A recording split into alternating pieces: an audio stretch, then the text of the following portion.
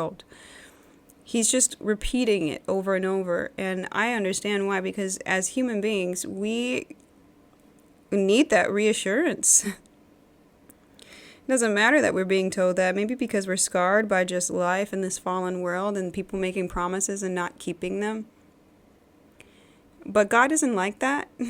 And even though he isn't like that, he's still reassuring them over and over and over and over. Even when they mess up and get themselves into trouble that God has to get them out of, he reassures them over and over and over that his word is true.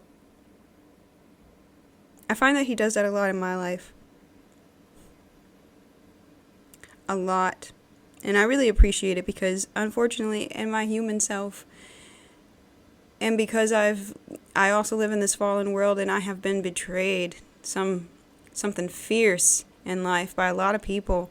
There's specific ones that was just, it didn't even make any sense, and it was just so cruel that it really caused me to close up and not trust even God for a long while, even though I was trying to trust him. And I've had to go through the motions, and God was there to reassure me, to tell me like that I can trust him and that I don't have to worry.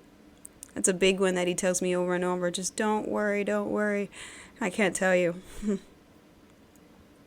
It took him a lot of saying that and having to show me that I don't have to worry and be that concerned about things in life, that he's got my back.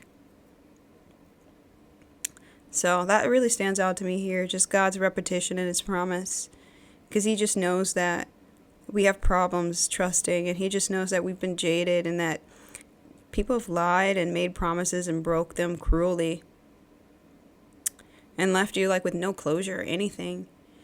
But God is faithful. What he says he means, and he's going to let you know over and over that what he says is true.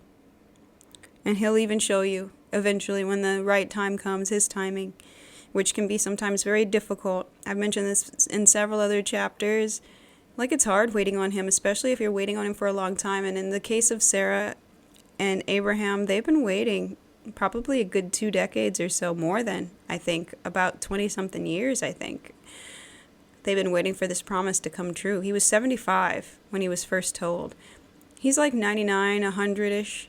He's somewhere over there now. So he's been waiting all this time, and they tried to take matters into their own hands. It just was a failure. Gosh. And God's just really forgiving. Still telling them over and over